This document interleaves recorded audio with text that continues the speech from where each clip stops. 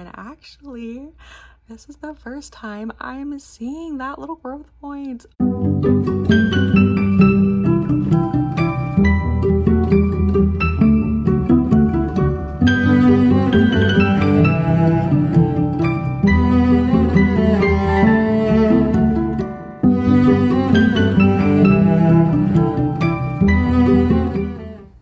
Hello plant pals and welcome to another video. My name is Kenna and I'm so excited to have you here with me today. So today we are going on a plant tour. If you watched my last video, I did say this was coming. It was my spring cleaning video and I went around and I cleaned my entire plant room from top to bottom. Got rid of just a lot of the general mess that kind of makes its way in here and moved around my plants.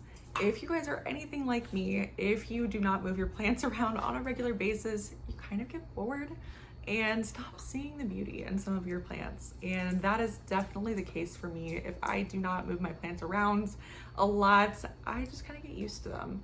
And I want to be able to actually enjoy the beauty of all of my plants. So I'm so happy to take you guys around, show you what I did, show you where each plant has ended up. If you like this kind of video, go ahead and leave me a thumbs up, comment down below, let me know what other kinds of videos you would like to see, or if you need to move around your plant room, let me know what you think about that.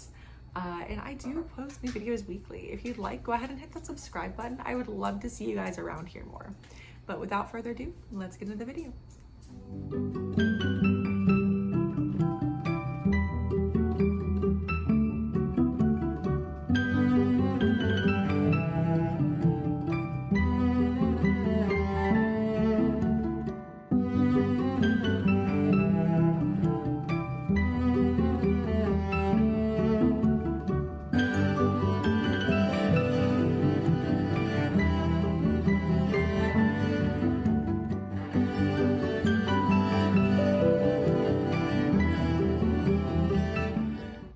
So I figured I'd start over here on my Hoya shelf, as this is where some of the most exciting things are happening in my collection right now.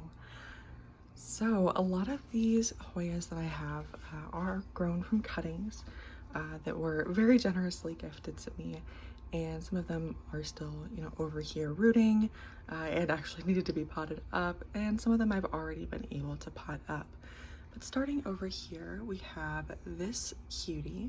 This is the Hoya Numeroloides. There we go. I always have to read that one because I'm not very good at pronouncing it. And this one obviously has some super cute little leaves with beautiful sun dressing. They're actually really, really soft as well, which makes them so nice to just kind of sit here and just, so satisfying.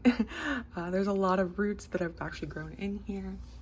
Not sure how well you guys can see them in there, but this guy is actually ready to be potted up, as are most of my Hoya that I have rooting right now, but I just haven't had time yet. So next over here is my Hoya Nuna. This is just a little one leaf cutting that I received, also super well rooted, definitely in need of a pot up. And this is stratum that they're rooting in. I was told that it was a really good medium for rooting Hoya, and I have to say that I agree. And it is so much less messy than using spag. Spag just sticks to all the roots, and it is a pain to deal with. So I'm definitely liking the stratum. Next over here behind those two is my Hoya Shepherdii. This cutie has a super long tendril.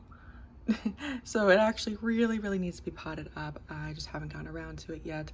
It is putting out some new growth in there and has a decent amount of roots. When you look around, you can see quite a few of them in there. So this one's needing to be potted. I'm gonna have to get around to that pretty soon. That way this little guy is a lot happier than he is in there. Next up is this little Hoya behind him. Just trying to be careful here. This is a Hoya Iris Marie. Has some really unique leaves, honestly. Like, they're very thin for a Hoya, and are, sun dressing quite nicely actually, but just very unique. I haven't really seen a lot of Hoya that have the thin leaves like this one does.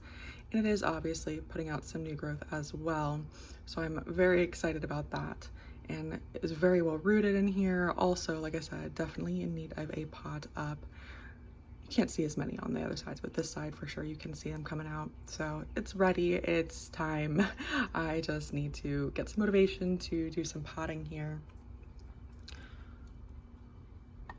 Popping that back in there. This is my Dischidia ovata, I believe is what this one is called. Am I right? Yes, I think so. These, like I said, were all gifted to me, so they are labeled very, very kindly by the person who gifted them. This one did come in bloom, which is really cool. I've never really had a Dischidia bloom for me other than my little white one, or sorry, my little white blooming Riscifolia one. There we go. And I don't know, I think they're so cool, so unique. For those of you who don't know, Dischidia are closely related to Hoya, so they, you know, I do have some similar characteristics, but these leaves are coming in so cute. The little ones are getting a little sun stressed, which I really enjoy. And again, pretty rooted in here, time to be potted up. I've just been waiting. You can see some of the little roots there. But I've just been waiting for a day when I feel motivated to do it. So Dischidia ovata, really excited about that one. Back here we have just a couple of cuttings of, there we go, of other plants that I do have in my collection. They were just kind of additional cuttings that I still am very excited to have. This one is a Hoya Crimson Princess. There we go. I think I actually misidentified my previous Hoya Crimson Princess as a Crimson Queen. I have since learned that the queen wears the crown, so that's the outer variegation, and that's how you can tell the difference between them if you don't know. So this is a Hoya Crimson Queen, this is a Hoya Crimson Princess. You can definitely see the difference there in the variegation and the leaves. Both of them are probably ready to be potted up. Their leaves are firming up, which is a good sign to me that they are rooting well. So still just kind of waiting, like I said, for a good motivation day for those. Next over here is my Hoya Mathilde. I really love this Hoya. I don't know if I'd say she's my favorite, but she's definitely up there. I have 3 little cuttings of her in here, and she's just been growing like a champ. She is a super fast growing Hoya. I have her actually potted in a little yogurt cup because I wanted something that wouldn't overwhelm her roots, but I have a feeling she'll outgrow that very quickly. But I just love her little round leaves. I think they are the cutest thing. She actually does have a peduncle somewhere, or did. I don't think it fell off. Maybe it did. I thought it was over here. I'm not sure, but she did have a peduncle. I hope she still does, and maybe she'll bloom from it one day for me soon. I would really, really love to see one of my Hoyas bloom. Next over here is my Hoya Waiatii. She is a super cute little cutting. I haven't had any new growth on her, but she did root up quite well. So I'm just kind of waiting to see some new growth come out. She is the variegated version of the Hoya Shepherdii. So these long green bean shaped leaves are related. She just has the variegation, which is super pretty. She's getting a little bit of sun stressing on the leaf back there. So I'm really excited to see it. I think she is just a super cool little Hoya. Next to her is my larger Hoya Crimson Queen. She is definitely growing very fast for me. Ignore the beneficial mite sachet over here. I'm trying some methods to see if I can get any pests under control. But this is just a super cute little Hoya. I love how pink and sun-stressed her variegation gets. And those are what the new leaves look like when they come in. They're a little bit darker and definitely have that pink tinge to them. So I really like her, and I'm very excited to have her in my collection. Next over, I believe this is my Hoya Fungii, this large leafed girl right here. Let me double check. Hoya Fungii, yes. Love when I start learning the names well. But this is a little one leaf cutting. I'm still waiting for her to maybe put out some new growth for me. She did root up quite well, which is why I do have her potted in this little pot here. but haven't seen any growth yet. So I'm still waiting patiently, but I really think she's quite cute. I like her leaves. I like that they have a little bit of subtle veining in them, and I would like to see her turn into a big plant one day. I would be really excited about that. Next up over here is my Hoya Sunrise. So this is a pretty common little Hoya, and the reasoning is because of that beautiful sun stressing in there. She has put out some new growth for me, as you can see, and I am pretty excited about it. I'm not sure if those leaves will darken as they get a little bit larger, or if that is about the extent of she'll sun stress under this grow light that I have her under here, but we will definitely see. She rooted up really well, and I am very happy to have her. I think she's quite cute. There we go. Next over here is a Hoya retusa. These are super cool little Hoyas. It's hard to kind of imagine that all of these different leaves here are from the same genus. I just think that's so cool, so unique. Those long little, I don't even know what to call them. They are leaves, but they don't even look like leaves. They're just so cool, so unique. This one does not trail quite the way the Hoya, I had to look that up because it was bothering me. Hoya linearis is the one that I was thinking of. They do not trail quite like the Hoya linearis. They are a little bit more spread out, whereas the linearis kind of trails down, but they do kind of have similar leaf structure. That's the closest one that I can think of, but I just think that it's really cool. It is putting out some new growth for me, albeit quite slowly. It's kind of hard to see where the new growth is just because it's such an unruly little plant, but I think it's pretty cool. I'm really happy to have it in my collection. Moving down here, starting over on this side, we have my Hoya Bertonier.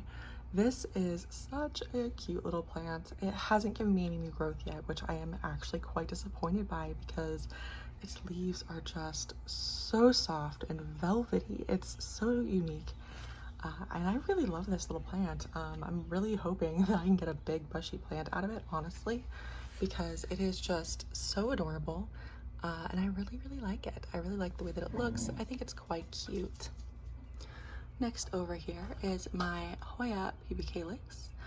It is on a little trellis because it was growing like crazy. This one definitely grows like a weed, but I really enjoy it. I think it is really cool. The splashing is really just very prominent on those leaves that are super dark green and glossy. That one especially I think is my favorite of the new leaves. It is so cool just to see that. But I am really excited about this one. It probably needs a repot.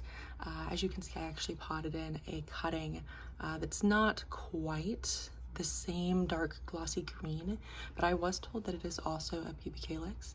So I am just kind of waiting to see what that one does and see maybe if they, given the same conditions, will look a little bit more similar. But I think it's really cool. I really like it. And I think this one will be a big plant in no time, honestly, with how fast it grows. And back here, I'm just going to grab, this is my Hoya serpens. It is a really small little cutting. It started off in spag, I believe, and it is rooting quite well actually, but it being so small, it just makes me really nervous. So I've been keeping quite a close eye on it. These two leaves and this little tendril over here are new actually, so I'm very happy about that. But the two little starter leaves are the ones kind of buried in the perlite there, and I'm hoping that this one will root up well for me, or I'll either transfer it over to stratum maybe when I get those potted up, and see maybe if I can get it to root a little bit faster so I can get it potted up.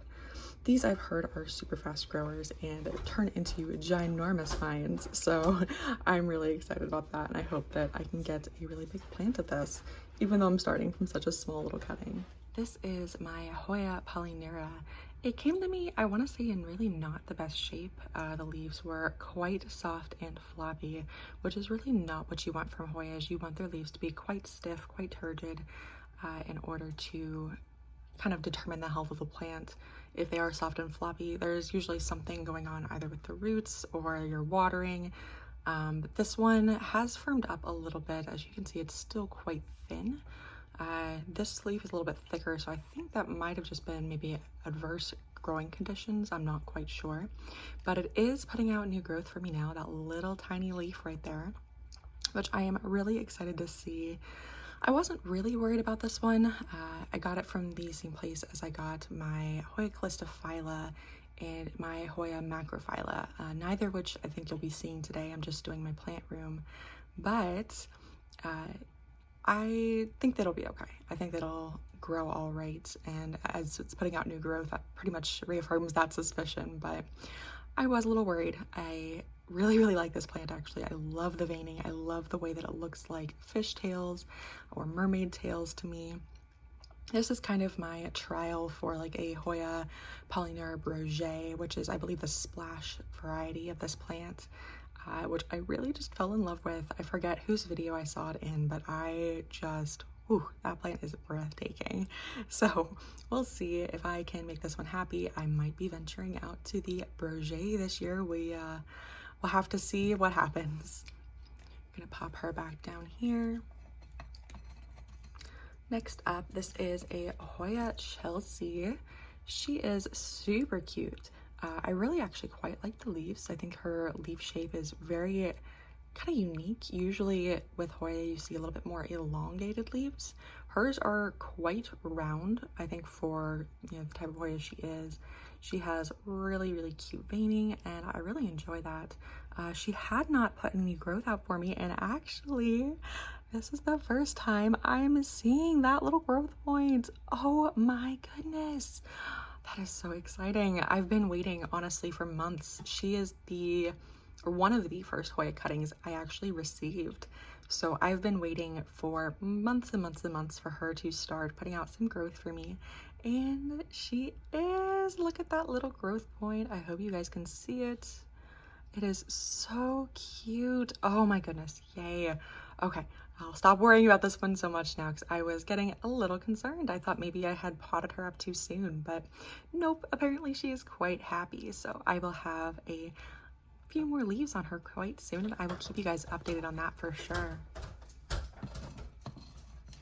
Next up over here, if I can get to her, trying not to knock over every plant on the shelf.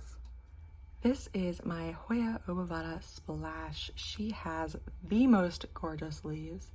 I'm not sure why exactly the Hoya Obovata was the one that caught my eye, but she was one of the first Hoya on my wish list, and I really just, those leaves are just gorgeous. I really love how round they are. I love that variegation kind of centrally located in the leaves, and the splash is just so cute. When she's growing in, her stem is bright pink too, which is really cool, and then it kind of darkens a little bit as it goes. So I just really enjoy this plant. She is potted in a little cup and is just taking off. I really like being able to see her roots, so I'm tempted to purchase more of these cups and see maybe if I can get more of my Hoyas potted into there, just so I can monitor. I know Hoyas tend to be a little bit finicky, so, or as far as the roots go anyways, you can easily overwater a Hoya. So in order to avoid that, I like being able to see her roots. It just gives me a little bit more confidence. I'm gonna pop her back over here. I usually never move these unless it's watering day, so getting one out at a time is not my strongest suit. There we go. All right, and over here next to her, this is my Hoya Australis. She is just the green version, so kind of similar looking to the Hoya Carnosa. Her leaves, this plant down here, this corn plant keeps on getting in my way. It's not your turn yet. Oh my goodness. But the Hoya Australis has a little bit thinner leaves than the Hoya Carnosa, and I just really like them. I think they're quite pretty, very shiny leaves, and I don't know, just something about like the way that they're growing in, I think is really pretty as well. I do have two cuttings potted in here. I actually received originally one long cutting, and I just kind of chopped it and potted it together, and she's doing super well. This is one that I expect to be a very fast grower, so I am really just kind of biding my time until she reaches ginormous ginormous vining status. There we go. But yeah, I really enjoy her. I quite like her. And next to her over here is actually great comparison as I almost fall over. This is some cuttings of a Hoya Australis. You guys might have heard me mention her before. She arrived to me in quite poor state, honestly, and I've been kind of nursing her ever since. I did actually get some new growth on the mother plant. These are cuttings off of her. I originally suspected probably some flat mites were involved, so I do have her kind of enclosed in this cloche here, and it also helps keep in the humidity. But I'm not going to take her out because you'll see the mother plant later, but I just really quite like her variegation. I think she's really cute, and I've heard that she sun stresses really nicely. So I am hopeful that I will get a beautiful plant of this that's really beautifully sun stressed one day. All right, now it is this plant's turn. This is a corn plant, just a Dracaena variety. I'm sure there is a better name for it. Honestly, I really like having common plants as staples in my collection. She's not particularly rare by any means, but she does grow very nicely, very large. She seems to like it over here under the Hoya grow lights. So she's been putting out a few new leaves, and I just think she livens up this corner a little bit, makes the green space a little bit nicer. So I don't know exactly what she is, but I really like her. I think she adds some color to this corner. Next up over here, this is my cylinder snake plant. I really quite like this one, and I apologize. I am right next to the dog door and the dogs are running in and out, but this one is just really cute. I did kind of rescue it from a local Home Depot or Lowe's, some sort of box store, I forget which one. And it was braided, which is why she has those discolorations on her leaves there. I have trouble calling these leaves. They're just so interesting and oddly shaped. But she is really cute. I really like her. Obviously, she's still quite small, and most of her leaves are done growing. So I'm still, just kind of keeping her here for the time being. She gets a little bit of light from a west-facing window, which for a snake plant is usually, just fine. They're not super picky about their lighting conditions, but she is really cute. I like her over here, and she's definitely put out some new growth for me, so I'm hoping that she's happy. Next up over here, and another little cloche. This is my Catalaya orchid, and this is actually one that was a cutting off of my mom's mother plant, and when I left, I found her kind of growing on one of the limbs on the big mother plant there, and I did go ahead and snip her off. She is super cute. I really like just how tiny she is. I think she's adorable, and she seems pretty happy in here, so I just kind of leave her be. She gets a little bit of west-facing sunlight, and I keep that moss moist by watering about once a week usually. So she's really cute. I quite like her. I don't know exactly her variety, but I know that her blooms are gorgeous from seeing the mother plant bloom in the past. Next up, and I will not spend too long on this one, this is my ZZ plant. I am convinced ZZ plants do not like me. I think I might overwater them a bit. It might be their trouble with me, but they never really seem to be very happy in my care. This one keeps on dropping leaves. I'm tempted to maybe get a different one or maybe unpot this one into a smaller pot, because at this point, after having a few of them die off, the pot might be too big. I really don't know, but we'll see what I end up doing with this one. I'd like to get maybe a big one for the front room. I think it would add a nice green space there and allow me to move this snake plant up front somewhere else, but I don't know. Until then, this is my ZZ plant, and she's still alive. Like I said, not my favorite, but I don't know. I like her here. I think she's cute. Next up over here is my Calathea. This is a rattlesnake Calathea, and I just watered her, so this pot is actually heavier than I was expecting. She hasn't grown, I want to say, a whole ton for me. She does put out new leaves every now and then. She is a Calathea, so she gets obviously a little bit fussy and browns off her leaves at times, so she just kind of does the Calathea thing. but I really like her. I think she is really cute. I've seen some really, really nice big forms of, or big plants of these calathea, and I would like mine to get to that status one day, to get to that size, but I don't know how soon that's going to happen. So I'm just being patient in the meantime. She might need to be repotted soon. She does, I think, have leaves or roots coming out of the bottom. Yes, she does, definitely. So we shall see. Maybe I will repot her sometime soon, see if that helps her out a little bit. Back here in this little terrarium is a little Vanda orchid. She is a cross between the Lumpini Red and the Minatum ACTM. I'm not sure how to actually pronounce, or ASCTM. Not sure how to actually pronounce that one. I am not an orchid expert by any means, but I do like orchids. Usually I grow them outside though, so inside I'm not sure how well I'm doing, but I don't think she's getting enough light, honestly. But I might move her into like a little basket or something outside. I just really like her in the little kind of terrarium. I think it's really cute, so I would be kind of sad to move her, but I'm sure I could find something else to fit in there. But she's stayed pretty much the same. I water her about once a week, make sure to soak the moss thoroughly, and she's still alive. So that's always a good thing. Next over here is a Hoya carnosa compacta, also known as the rope Hoya. I really quite like her. I think she's super cute. She was one of my first Hoya acquisitions, I believe. She did actually have scale and mealybugs when I got her, funny enough, which I think is just wild, but she recovered quite well. I am pretty careful when it comes to those, to just kind of spray down the plant with an alcohol mix once a day, and they were taken care of in no time, honestly.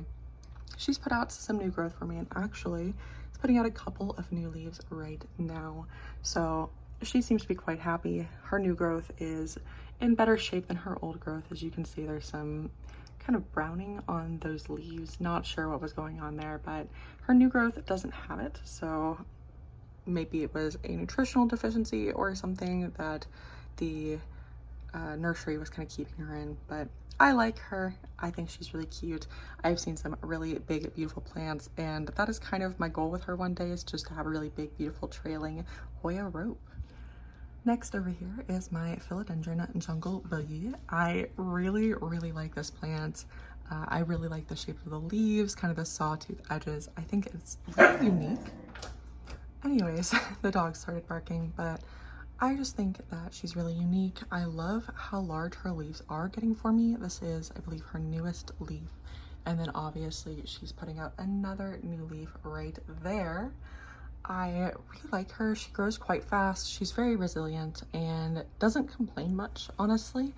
So I would definitely say great staple plant to have in your collection. I am thinking about putting her on a pole or some sort of support soon.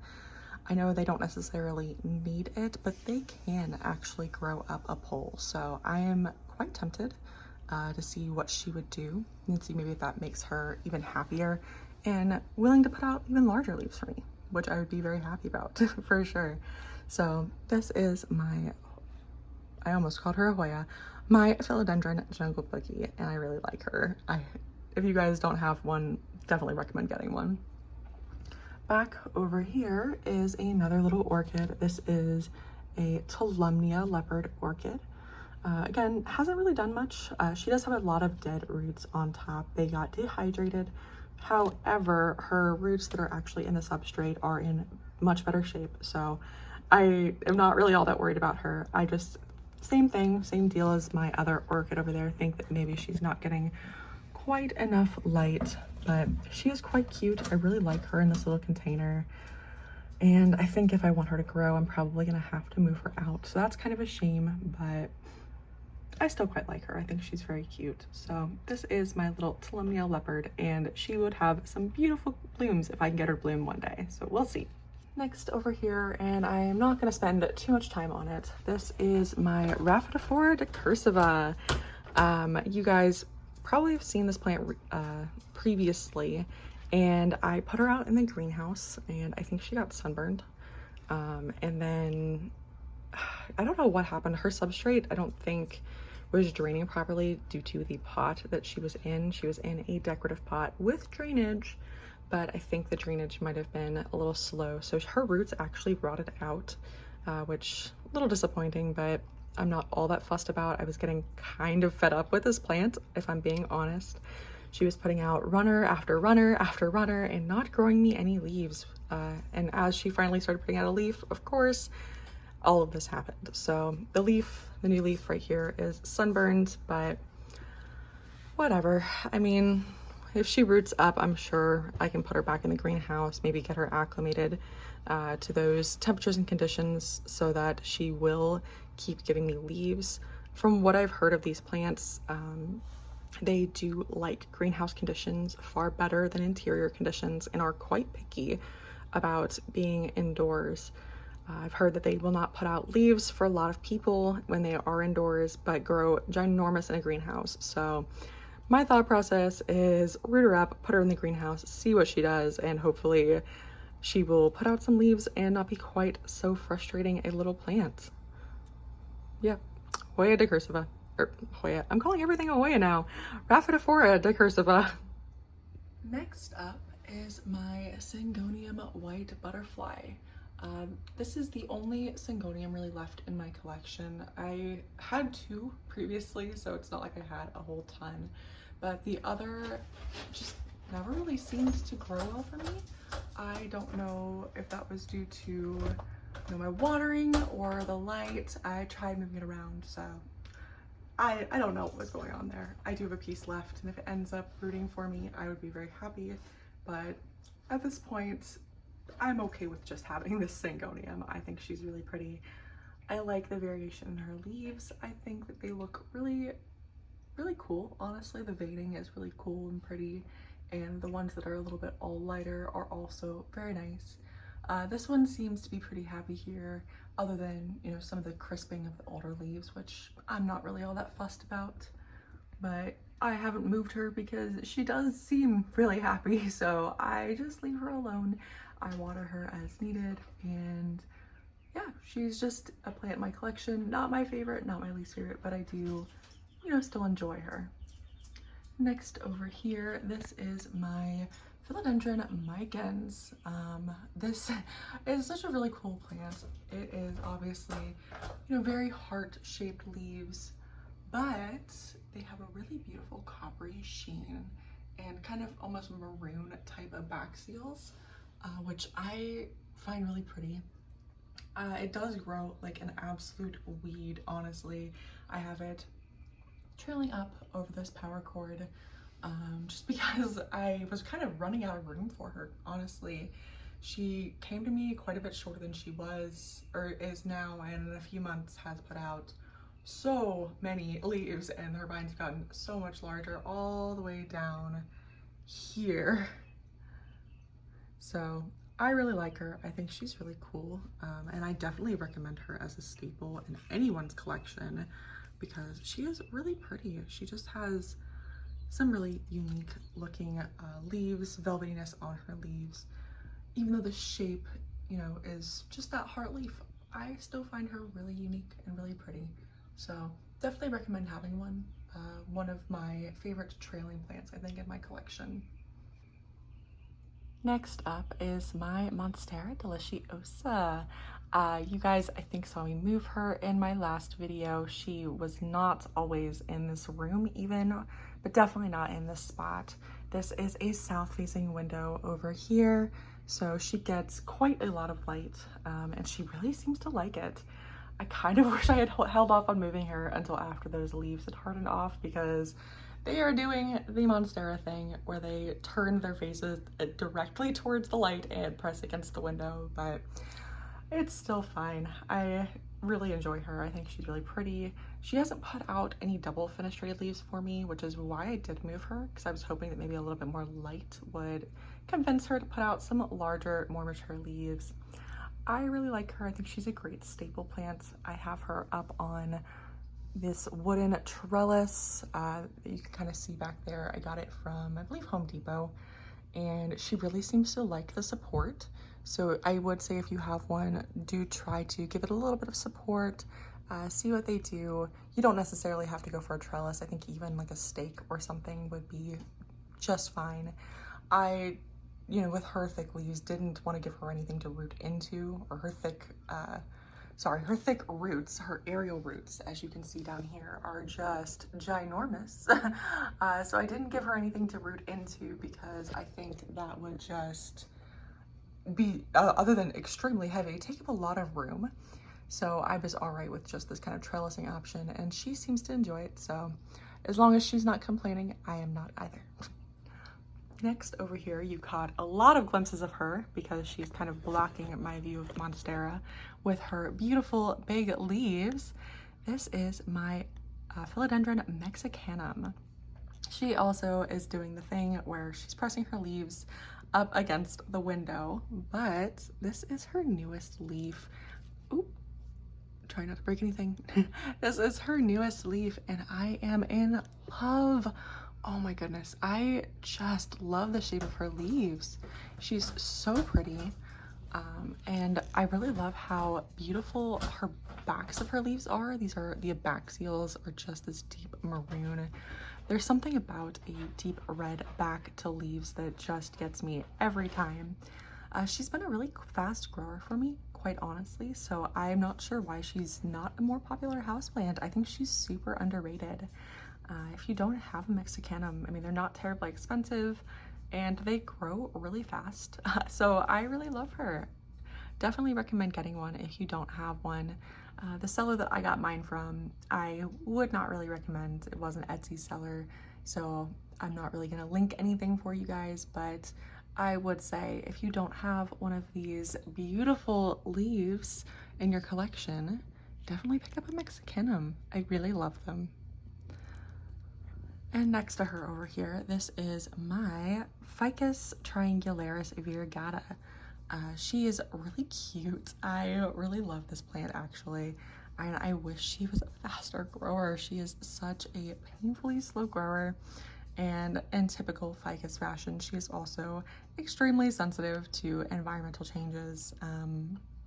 I actually missed watering her back when I first got her, so probably a couple months into my Ficus triangularis journey here, and she dropped all of her leaves, all but like 4 of them, I want to say. So this is all regrowth. So she has, you know, a few little bald spots, which I do find a little disappointing. I mean, I really love these leaves. So I really wish she had, you know, was just absolutely covered in them.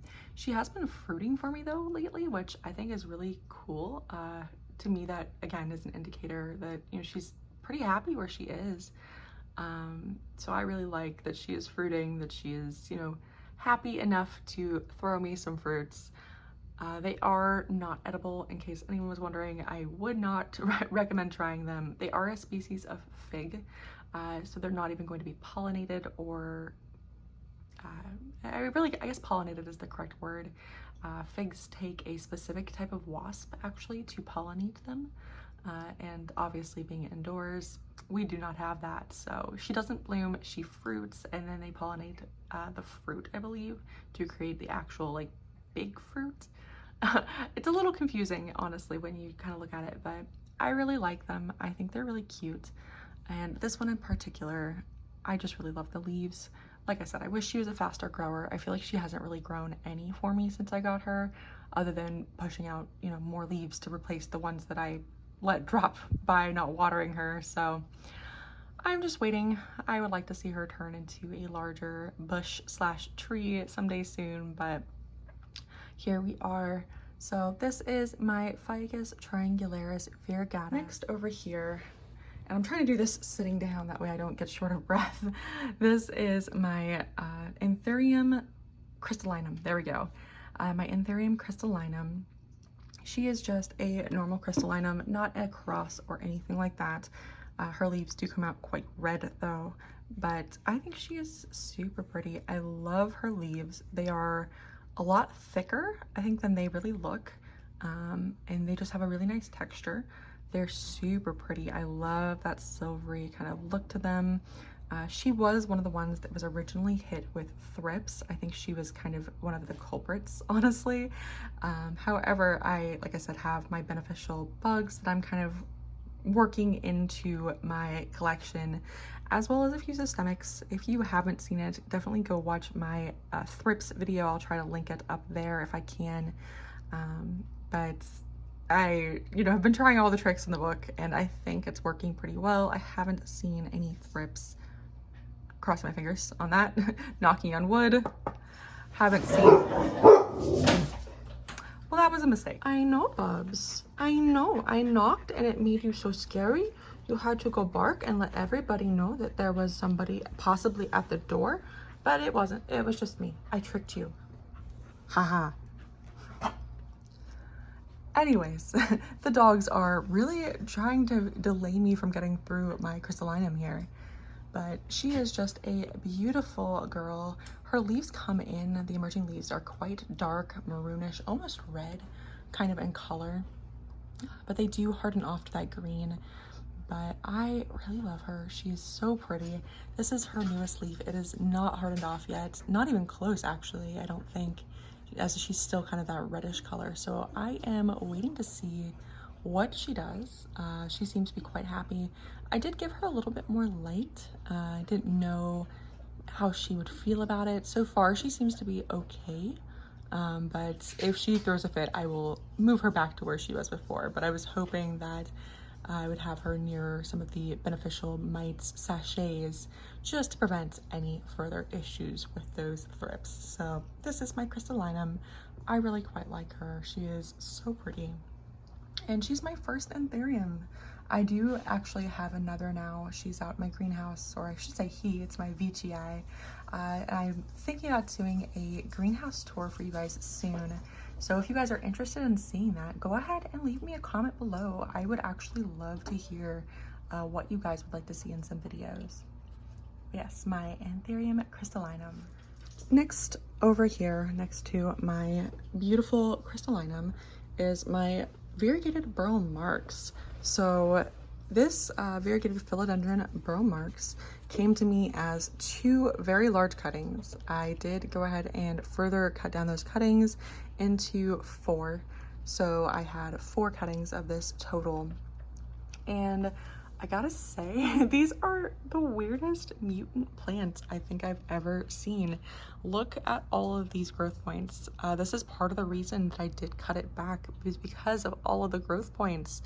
I mean, each cutting had probably 10 plus, and it was kind of out of control looking. So I did go ahead and cut them back. They're not suffering at all though, and keep on popping new leaves from so many places. In fact, the newest leaves are on this side. Let me rotate it for you guys. There we go. Newest leaves are on this side. So we have some of the newest leaves. Some of the variegation is a little bit less than I want to say it was originally, which, can happen. It's fine. But some of the other ones, putting it down that way it stops shaking.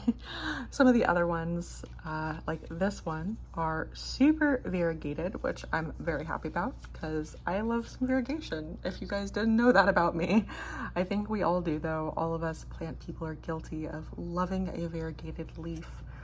So this is my philodendron burl marks variegated version, and I definitely really like her. She's actually still in her rooting substrate over here. This is perlite, and I potted up the one kind of section of cuttings and left this one in here kind of out of laziness.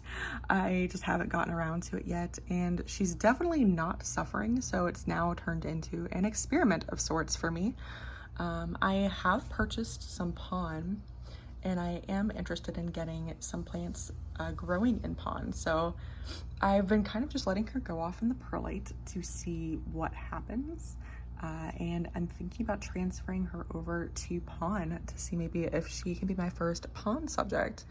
I don't know, how that would work, but let's see, that's the point of experimentation, right? So I will probably take you guys along for that ride as well. Next over here, actually, I just got her out of my greenhouse a little bit earlier today. This is my Philodendron Majestic, and she was in need of a water, so her leaves are drooping just a little. Don't mind that, not a big deal. She'll perk up. I did water her before this video. However, I am just in love with her leaves. I have to say, she is one of my favorite plants, and she was actually a gift from one of my coworkers, so I would definitely say my coworker did some excellent work here. I do actually have a picture of this leaf most recently emerging. I'll put it in right here for you guys to see, but she is hardening off now, or I guess growing out now a little bit, and just absolutely gorgeous. I really love that silver splotching that she has, and like I said, easily one of my favorite plants. She is just amazing, and she's already putting out another new leaf. You can kind of see that little caterpillar growing in there. Just an incredible plant. Definitely very hardy, which as a varicosum cross is kind of unexpected. I know varicosum can be very fussy. She is absolutely not. I would say definitely the opposite, in fact. But I love her. She's actually already growing into her moss pole over here. I hope you guys can see that root. That actually is the root that's not rooted in. There's a couple that you can kind of see. It's a little dark for you guys, I think, where she's already rooted in. And I think that is just wild. She's a super happy plant though. And like I said, one of my favorites for sure. If you don't have one, I can't recommend her highly enough. I love this plant. Next up over here is my euphorbia, or African milk tree. I apologize, I don't know the exact name of this variety. Sometimes it's kind of hard. I did purchase her at a big box store, so they don't always label their plants correctly. And if you don't, do some research into looking it up, sometimes you just kind of go with what you got. I know that she is a euphorbia though, and I really, really enjoy her, honestly. She's very structural. She kind of reminds me of skyscrapers, which is, I guess, kind of an odd thing for a plant to remind you of, but that's kind of how I feel about her. I apologize for the shaking. I now have a dog in my lap, but I really, really like her. She's actually putting out some new little lobes over here. Brighter green ones are the newer ones, as you can see. And as she grows, those will actually turn into pillars attached to pillars attached to pillars, and they will get huge. So I really like her. The only caveat of hers, I will say, is you have to be very careful. Those thorns are quite sharp and will absolutely shred more fragile leaves. So I've had her kind of damage actually a couple leaves on my Monstera, which it's fine. It's not that big a deal. But if you guys have some leaves that you are more in love with, you might want to keep them farther away. And I will also say, I was really not expecting this, but she actually is blooming for me again, it looks like. She's put out a couple blooms, and I mean, obviously a lot of plants will bloom if given the right conditions, but I really didn't expect this one to bloom for me indoors, I will say. Obviously, like I said, she's in a south-facing window as well, so she appears to be quite happy, especially putting out all the new growth that she is. But I really like her. I definitely would say that she's one of the coolest plants in my collection, just looks wise. And if you don't have one, and I don't know what you're doing, you should go pick one up. I think they have them at Walmart, honestly. But really cool plant. Love this little euphorbia. Next over here, you guys already know, is one of my all-time favorite plants in my collection.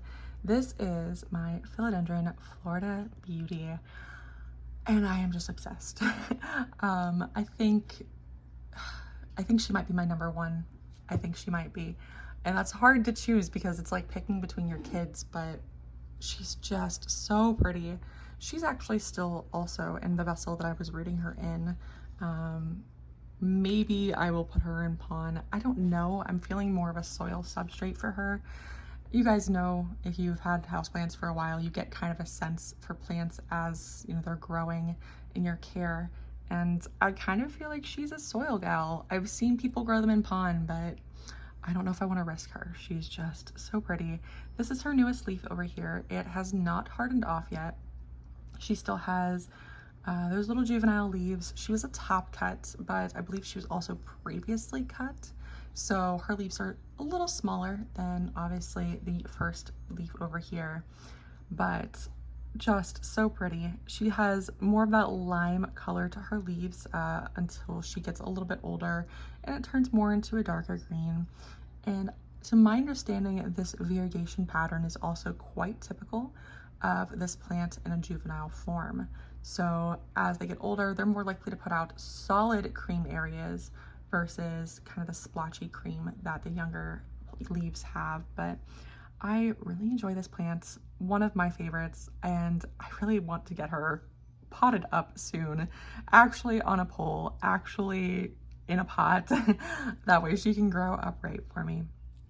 But yes, this is my Florida Beauty, one of my absolute favorite plants in my entire collection. And I mean, I don't think I need to say anything else. Look at that leaf. My goodness. And we're gonna move down here for a moment to talk about my Schefflera. Schefflera are pretty common. You can find them at most big box stores. Where I live, they are often outdoors plants. However, this one I got from my mom. We used to have a decently sized tree of it in, you know, a little pot. And I believe it was a houseplant at one time. It got moved outside as it got larger and it put off this little baby. And I kind of just took her with me when I left because I really like her. I think she's really cute. I really like how cool the leaves look with their little kind of umbrella looking shape. And she just makes a cute little green plant, honestly, to have in a corner or just kind of have to fill up some space. And I really like her. I would definitely say that, you know, she's a very sentimental plant to me as well. So I will always probably have her and definitely can say I enjoy. All right, so next up over here is my Philodendron Fuzzy Petiole. And this plant, I don't even know kind of what's going on with this plant anymore, honestly. So this one was hit by the thrips, as far as I can tell, both from the leaves and from some of the damage I saw. So that's number one.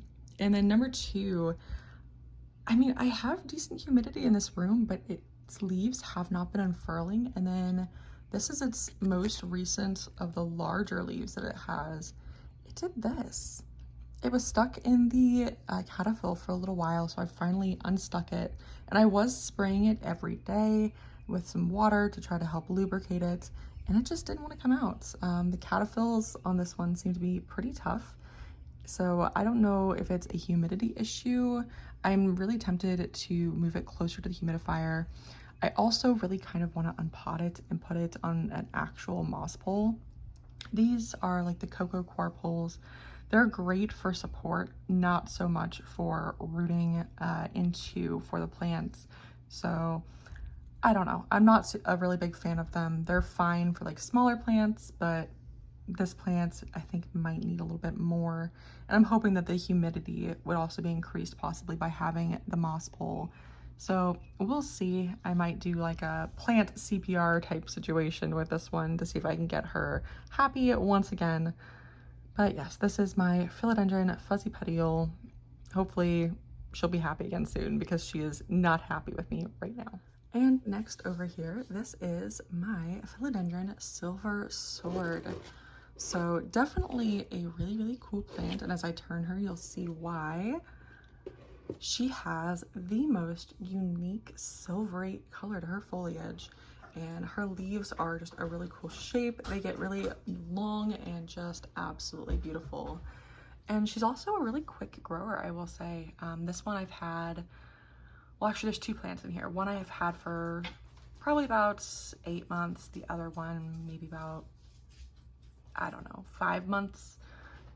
At this point, I'm kind of losing track, I'm not gonna lie, but this one is just a really cool plant. I will say, very sadly, they are, I think, either endangered or extinct in the wild, which is, you know, not something that you really want to hear. As a, you know, houseplant person, we're also kind of the last line of defense for, you know, poaching plants from the wild. If you're purchasing plants that kind of, you know, the rare ones really, but the plants that seem kind of too cheap or of just kind of dubious nature, or, you know, just kind of keep an eye on that kind of thing. This one, I believe, when it became, you know, really popular and rare, a lot of people were searching it out, so they saw that they could make a buck on it and started poaching it from the wild. And now it is no longer available in the wild, and we are kind of the last hope for this plant. You know, houseplant people do a lot of good, I will say. You know, there are a lot of endangered plants that are probably kept well in captivity, but it's really sad when we're the cause of a plant being the last of its kind. So just when you're buying plants, try to keep an eye on where they're coming from. Try to make sure that they're from a good source that's not, you know, taking them from their wild habitats. That way we will still have these available for the local wildlife as well as, you know, plant people for generations to come. But off my soapbox there, this is just a really cool plant. I really love the silvery color of the leaves, and it's honestly really happy. I mean, I don't know if you guys saw, I'll turn it back around. These moss poles really seem to keep my plants really happy. These roots, as you can see in here, are just something else. They are so wild. This plant has rooted in from so many different spots that we just have all of these aerial roots growing right into the moss. And as long as I keep that moss moist, they will be a great source of nutrition for this plant. So I really like these poles. I'll actually link them down below for you guys.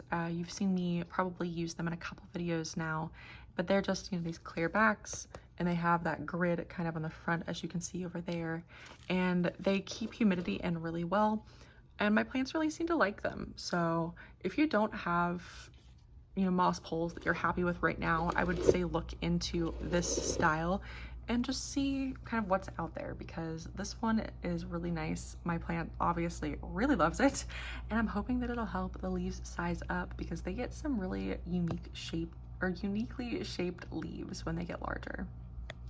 All right, so next I'm going to come over here. This is a Ficus elastica. This is the Ficus elastica Taneki, and is one of my favorite ficus. I didn't realize until I started filming videos just how much I love ficus. I actually have quite a few in my collection. I have all but the, oh, what's it called? It's the one that's everybody's been kind of going crazy about. It's the, hold on, I'm gonna have to look it up. It's gonna drive me nuts.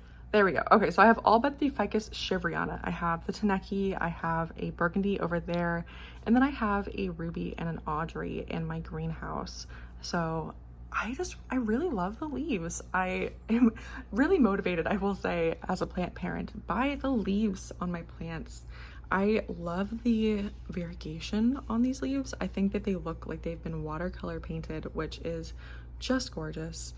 This one is pretty high color, I feel like. I've seen some specimens that aren't as much, but you know, regardless of the kind of leaves that you have, whether, you know, they're high color, low color, they're just beautiful.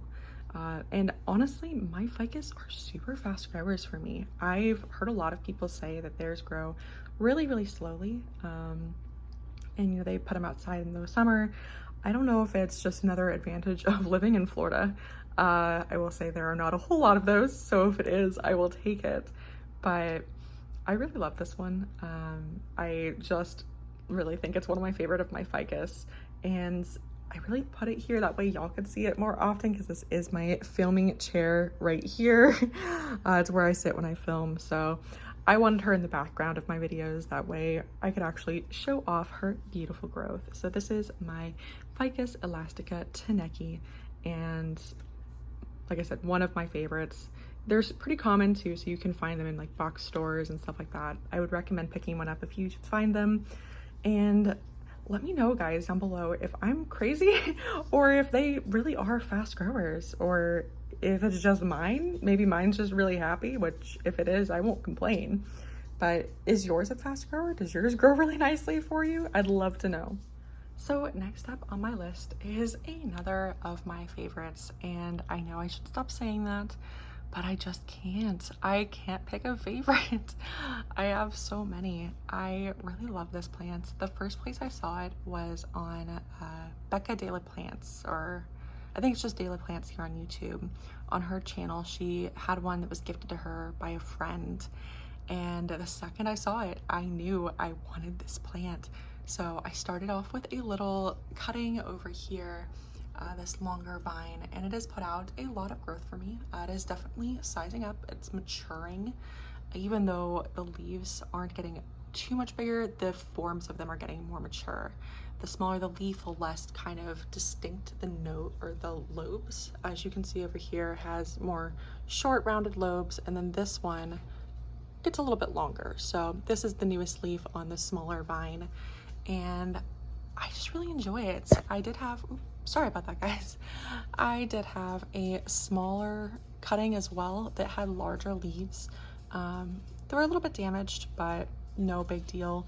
It is still growing for me, which is, you know, all that I really ask for. This is the newest leaf on that cutting, and it actually has another new leaf coming out right there. It's doing the philodendron Cinderella slipper thing. I cannot talk today, so I'm sure it'll be fine. These tend to be kind of slow to pick up growth after being transplanted, I will say. So once you kind of pop them over, it does take them a little bit to get back in the swing. This one didn't put out a new leaf. The larger cutting didn't put out a new leaf for probably a few months. She didn't even show any inclination of putting out a leaf, but once I think her roots got a little bit more established, she did start putting out growth, and now she is not slowing down, which I really enjoy. I'm not going to complain. I did put her up on this pole in the hopes of getting some larger, more mature growth and just helping to support those leaves, and I think it's working. As you can see, like I said, that newer leaf is definitely a little bit more mature looking. She again has those beautiful, beautiful dark backs, and the silvery type foliage is just eye-catching, honestly. So if you guys don't have one, I would say it is a fairly, I would say, mid-range kind of plant. I wouldn't purchase maybe a cutting. It does take a little while to root in my experience, but if you are able to actually purchase a plant, definitely do, and see if you can get it some support. That way it'll start giving you some larger leaves, because those big leaves are just gorgeous, and I cannot wait to have them on my own plant. Next over here is one you guys have definitely seen before. This is my ficus, my fiddle leaf fig. It's a ficus tree again, and I really like it. I think it's one of probably my favorite like staple type houseplants. So, you know, one of those ones you can find in big box stores. It has put out a lot of new growth for me recently, which makes me very happy. I let it get a little bit sunburned, unfortunately, probably about a year ago now. And obviously, once a plant is sunburned, it does not go back to being beautiful and green. So that's a little disappointing.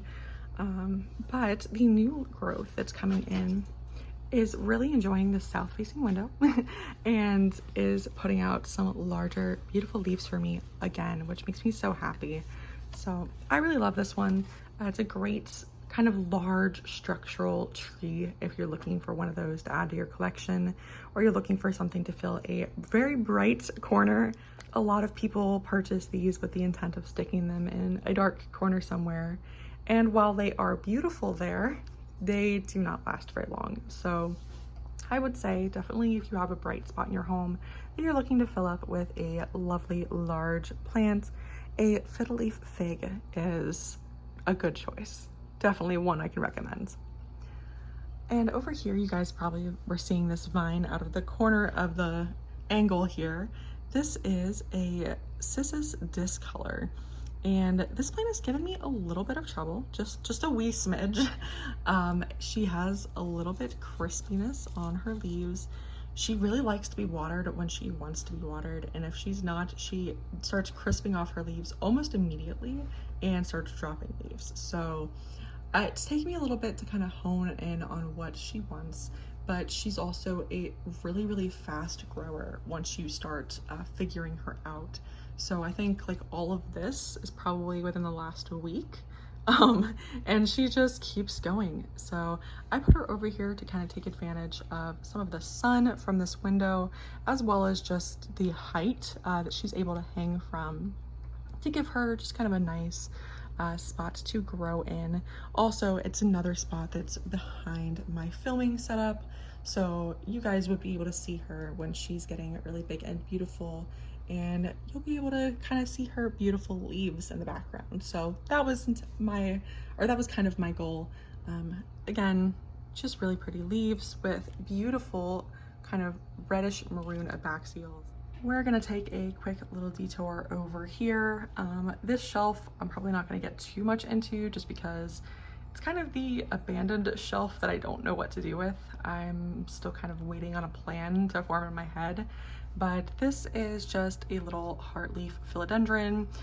It is currently one of my LECA experiments and definitely needs some water, looking at the water level there. So I don't really know what I'm gonna do with it. It's just kind of growing for now. I've considered taking out the vines and putting them into a different vessel and just letting them kind of vine all over, but we'll see. So far, it's doing okay in the LECA, and seems to be all right in there, so that's good for sure, but I might not leave it this way for very much longer, honestly. Next to it is a little Begonia maculata cutting, as you can see, rooting up really, really nicely in that little jar. My Begonia maculata I did have in a pot. I didn't repot her from the large box store. And when I got her, she was super happy. And then I think I put her in too low light a condition and she started dropping leaves. So I put her in the greenhouse, and then I think she got too damp and stayed too damp. It's basically a long story of mishaps as far as this plant's concerned, but I was able to save this cutting. I know she's not a particularly uncommon plant, so I could definitely get another if I wanted to, and I might, but so far I kind of really just like this cutting. I think she's really cute. She seems to be fairly happy here, so we'll see. I'll eventually pot her up and get her in another, soil medium and give her another chance. But yeah, this is my little maculata. Next to it is I want to say a golden pothos, and then I noticed that a lot of white was emerging on some of the newer leaves, so I did kind of snip off this piece just to see kind of what happens. I really enjoy kind of watching natural mutation at work, so I don't know maybe if this is turned into a snow queen or kind of what the deal is with her, but I think it's kind of cool to watch either way. She has put out some new growth. This yellowing was actually definitely from underwatering. That was my bad. I had her in a little corner and I forgot that she was there, so that's why she's here now. But super cute. I just kind of like the little plant in cloche vibe. So that's this little random shelf that I have here. On top of the shelf, I, of course, have more plants. This is my Monstera Peru, and it is a vining plant. It can grow upwards. At one point, I did have it on kind of a plank type situation, but it was really hard to keep just because the plank was very large and heavy. So I did eventually take it off the plank, and now I am growing it trailing, and it seems just as happy trailing as it was on a plank. So I think I might prefer this one as a trailing plant, but it just has really, really cool leaves. I love the venation. I love the texture. I love how kind of just pillowy looking the leaves are, and definitely really cool plants. They are available in box stores now, so if you have a Home Depot or a Lowe's close by to you, you could probably pick one of these up for pretty cheap. Next up here is one I'm gonna take down for you guys, actually. This is my, heavy, Stephania erecta, and I'm actually gonna pop her right here. Hello to Luna over there. This is my Stephania erecta. She is a really, really cool Codex plant. I did originally have her on a trellis. She did have a little vine coming out with her really beautifully unique leaves. I will post a photo right here if I can for you guys, that you can see her when she was actually growing, or was actually larger. I guess she is growing again, which makes me so excited. This is actually the first I've seen of her new vine. She was, guys, don't break the growth point. As you can see, I have a lot of help in this household. But as I was saying, she is a caudex plant, so she does grow out of this little potato right here. Even if you cut her back or she dies back, she will regrow. And I've been watering her, waiting for the day when she does pop some new growth. And as you can see, she definitely has popped that new growth. I do have a second active node over here, or second active growth point over here. And I am kind of curious to see what happens. I did get spider mites on her last time, which is why I cut her back in the first place. And, you know, she was kind of just dormant for a little while. And I don't know if maybe now that it's spring, she's awakening again. But I will put her back on her trellis when she is large enough. And I'm so excited to once again have her be part of my collection rather than just a pot with a potato in it. Up here is my green snake plant. Obviously, you know, very common plant. You can find them just about anywhere. This one was kind of a rescue. It was on a discount from a little nursery near me, and I picked her up. I really like snake plants, honestly. My mom has always had them. I usually, you know, have access to the variegated ones because she has so many, but the green form is just really cool. I really like just how, you know, bushy it kind of gets, and it's just a really nice staple plant to have in the background of my collection. It does have a bloom spike that it put off, and it is growing babies now, which is super exciting. I don't know if I'm going to clip those off yet or leave them be, but this plant seems to be fairly happy for me, so I'm happy as long as she's happy. And I do have her with a little halo light up there. I'm still not sure how I feel about the halo lights, but evidently it's keeping the snake plant happy, so who am I to complain? But yes, that is my just green form snake plant. Next to my snake plant over here, and I'm gonna pull her down as well, is my Cebu Blue Pothos, and she is quite a little vine.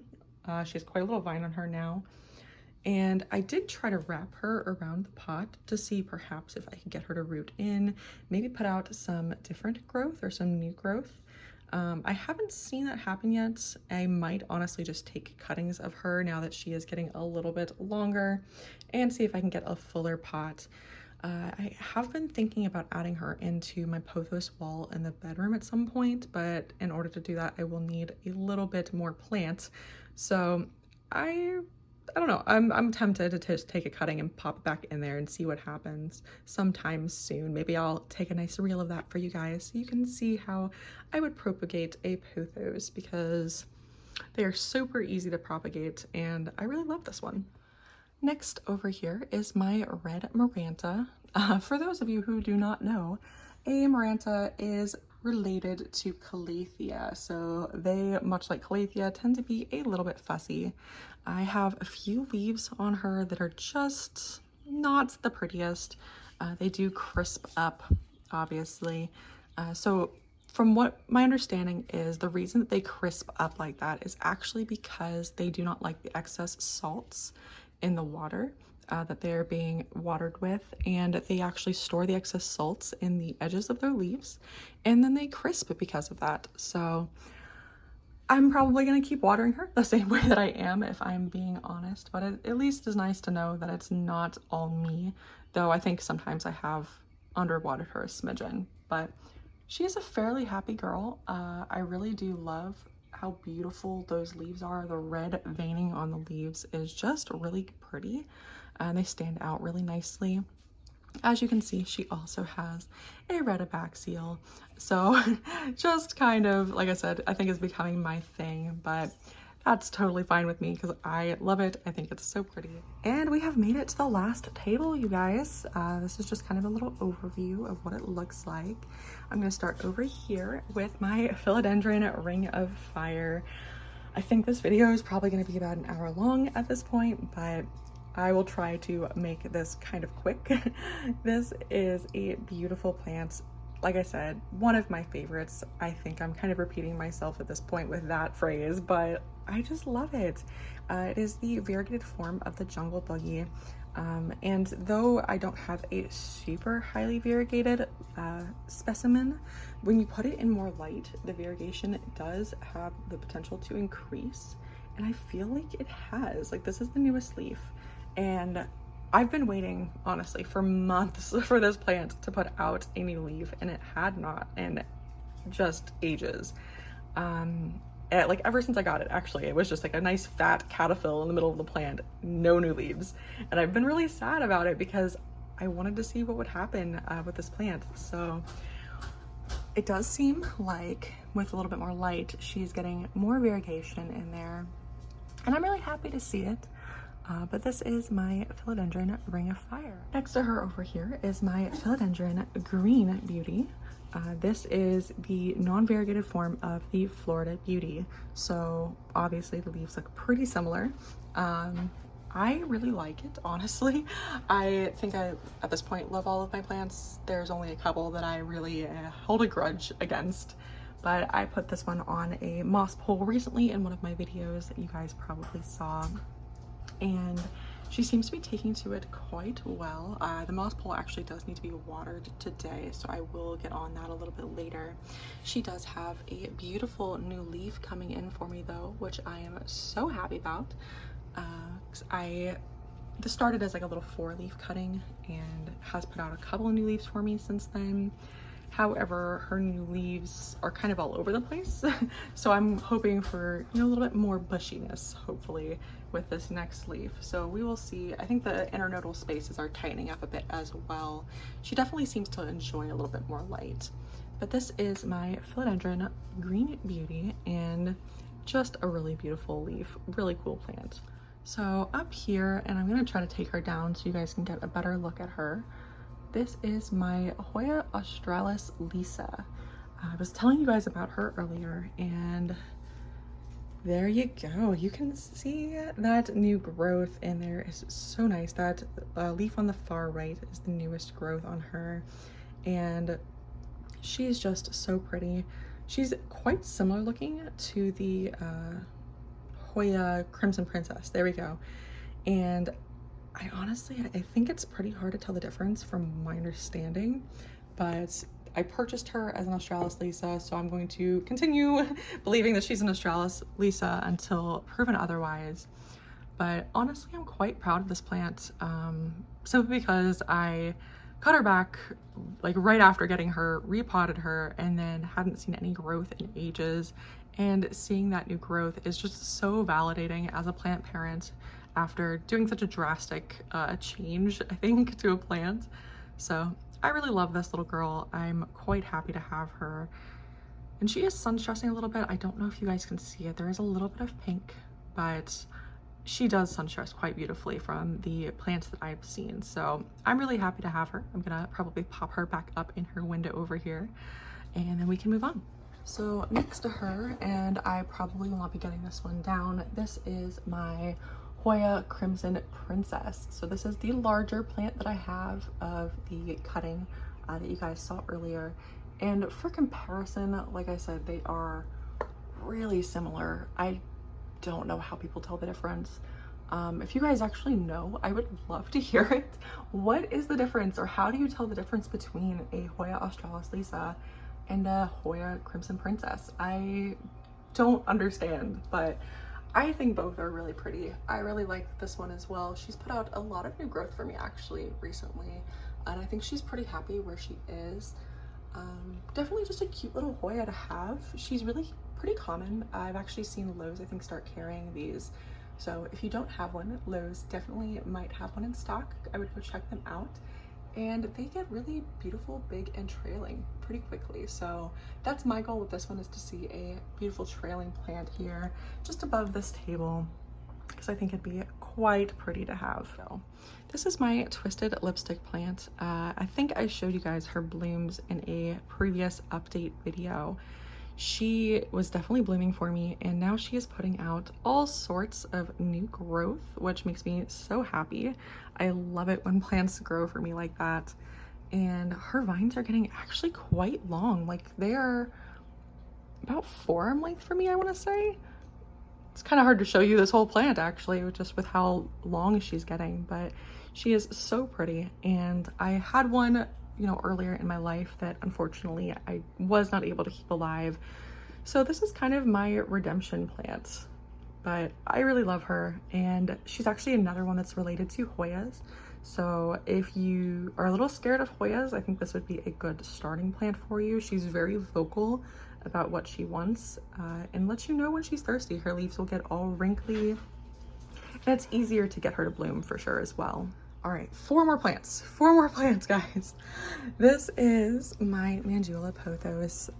I posted about it actually on Instagram recently, but my boyfriend brought me home this little beauty because he knew that I wasn't feeling well, and he is honestly so sweet. He knows that plants are my love language.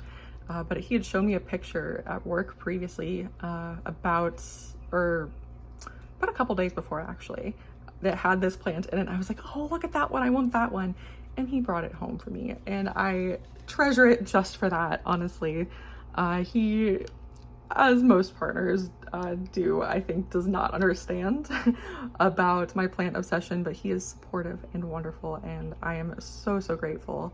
But this is my little Mandula pothos. Actually, I think she finally needs a water. She's been kind of damp for a little since I got her actually. So I was getting a little worried that they had maybe overwatered her, but I think she'll be okay. Pothos are super resilient, honestly.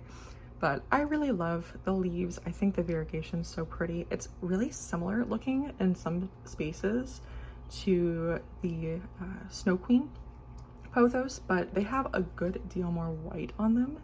And from what I can tell, their center variegation tends to be a lot more prominent. So this is my Mandula pothos, and I really love her. She's so cute, and she makes such a cute little addition right there. I am actually planning on adding her to the pothos wall for sure, just when she gets maybe a little bit bigger. And over here is the only calathea, or I guess I have the rattlesnake calathea. But this is one of the only calathea, I guess, then, in my collection. Calathea are known to be quite temperamental plants, and it's true for a reason. They, you know, get very fussy if they're not watered exactly right, and then when you do get the watering down and they're happy, they get spider mates. It's just, I think, how calathea works. So I don't know if I'm going to continue purchasing any true calathea. This one just looks a little bit different. I really, really like the leaves. I like how almost reptilian and scaled they look. I think they're just really unique and quite pretty. This is the Calathea mosaica, I believe. Hold on. Let me see. I have, oh, where is it? Oh, maybe I threw it out. I'll try to put the name on the screen for you guys. I think it's the Calathea mosaica. But it's getting some really big, beautiful leaves for me. The texture is actually on the bottom as well, which is so cool. And it's really, really happy. I actually have it in self-watering. It's one of the only plants of my collection that's in a self-watering pot, which as long as it's happy, it's gonna stay in because, like I said, Calathea are a little bit temperamental when it comes to the watering. So if she's happy, I'm gonna leave her be and just let her keep growing because she has a ton of new growth coming out. Actually, if I come down here, you guys can see all those new furled up leaves that are just kind of popping right up. That's how her leaves come out. They're so cool. I really like this one, and I hope that this one at least will stay happy in my collection. Next to her over here is my pitcher plant. This is my Nepenthes Saint Gaia. I have talked a little bit about her previously, but when I first got her, she was not happy. I repotted her into a soilless substrate. She does not like nutrients in her substrate, much like other carnivorous plants. They like to get all of their nutrition from what they devour in their pitchers, or what they digest in their pitchers. So this one is the same way. You can put, from my understanding, a little pellet of fertilizer into their pitchers, and that will be good for them. but I just have her in a self-watering container as well. They like a lot of moisture. They actually grow in the bogs in like the Louisiana marsh area. So I tried to keep that in mind when caring for my plants, where they came from, to see if I can replicate those conditions as well as I can for them. And she seems to really appreciate it at the very least. This pitcher is getting actually quite a bit larger from the first pitcher that I got. And she actually keeps on putting out new pictures, which I'm so excited about. So this one, I think I finally cracked the code on, and I can say that if you have a pitcher plant, it is not doing well. I have it in a bark and spag mix with some perlite in a self-watering container, and I can recommend it. She does really, really well in here. And last but not least, I feel like it's fitting that I end off with another ficus. This is my Ficus Burgundy, Ficus Alaska Burgundy, and I really, again, love this plant. I think that ficus are just the coolest plants. They have such beautiful large leaves, and it's so easy to get their leaves to get bigger and size up for you. And as a plant parent, you know, that's something that's really motivating to see. It's really nice to have leaves that are bigger than my hands that I can just look at and go, wow, look how beautiful that is. So I really find ficus to be rewarding. I know some people find them difficult. I will say this one in particular has been very easy. I have her in this east-facing window giving lots and lots of light and water when she's dry, and she is very happy with that. So if you have a ficus that is throwing a little bit of a hissy fit for you, I would say maybe try popping her in a bright window and just trying to keep with your watering and see what happens, because this one is, like I said, super happy for me, and I really love how big it's getting. It's actually grown so much since I first got it. It's looking more and more like a tree every day, and is always putting out new growth. As you can see here, there's a new leaf coming in, and over here, this is actually a new leaf that hasn't even hardened off yet, and new leaves are already coming in there as well. So I really love this one. They're, again, super kind, really easy to pick up at a local big box store. So if you have one near you and you don't have one of these in your collection, definitely go pick one up. They would make a really great like corner tree, and again, a brightly lit corner, but a corner tree for some green space in your home. Alright guys, that is it. I hope you enjoyed getting to see this video, getting to see where I moved some of my plants for the springtime, and I really enjoyed getting to show off my plants to you guys, so I hope that you liked it.